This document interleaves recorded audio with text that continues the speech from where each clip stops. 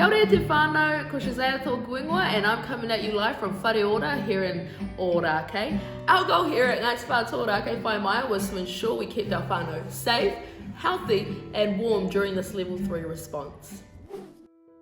Part of this level 3 response included distributing over 2,000 hōtoke hampers to our whānau throughout Aotearoa.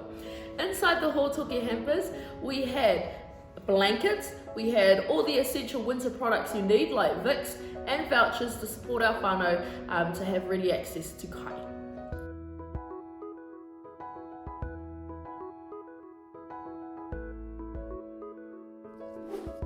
Another way we responded to level 3 was our Ōrākei Health Services became a designated Covid-19 testing clinic, not only for our whānau but the entire community. Staying connected with our whānau is extremely important during this time. We've set up a call centre that works around the clock to ensure that we're there for our whānau when they need us. We want to send a massive mihi out to te pai Herenga Tāmaki for all the support that you've given us over this time to enable our whānau to stay safe, warm and healthy during this level 3 lockdown. Kia ora!